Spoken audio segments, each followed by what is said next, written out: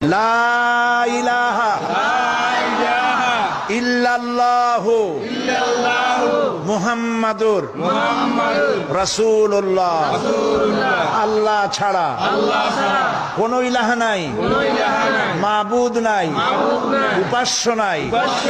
মুহাম্মদ সাল্লাল্লাহু আলাইহি ওয়াসাল্লাম আল্লাহর প্রেরিত রাসূল। আশহাদু আন লা ইলাহা ইল্লাল্লাহু ওয়াহদাহু লা শারীকা লাহু ওয়া আশহাদু আন্না মুহাম্মাদান আবদুহু ওয়া রাসূলুহু। আমাকে কথা বলতেই হবে ইনশাআল্লাহ, কারণ আগামীতে আবার আপনাদের সাথে দেখা হবে কিনা আমি জানি না।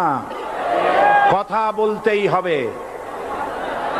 আমি দেখতে পাচ্ছি বাংলাদেশের ভাগ্য আকাশে উত্তর গগনে কালো মেঘ জমা হয়েছে।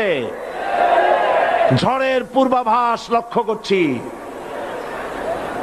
যদি মোকাবেলা করতে না পারেন সক্ষম ভাবে, এমন অন্ধকার গাঢ় কালো অমাবস্যার রাত আসতে পারে যার সুবে সাদেক হওয়া অসম্ভব।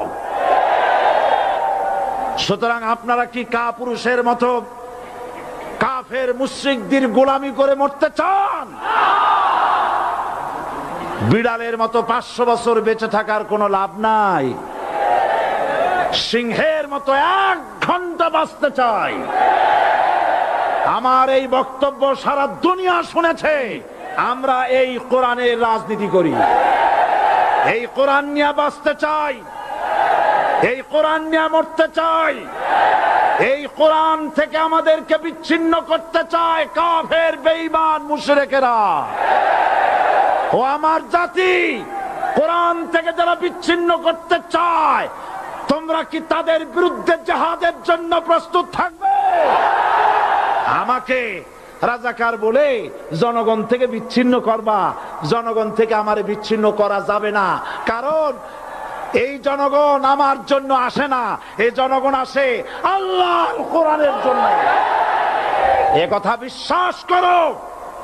বাংলাদেশের মুসলমানদের শরীরে 1 বিন্দু রক্ত থাকতে শয়তানের তৈরি করা ধর্মনিরপেক্ষ মতবাদ বাংলার জমিনে কায়েম হতে দেওয়া হবে না, হবে না। 12 কোটি মুসলমানের দেশে আইন তৈরি করবে মানুষ, আমরা মানব না। পার্লামেন্টে তৈরি হতে হবে কোরআন দিয়ে।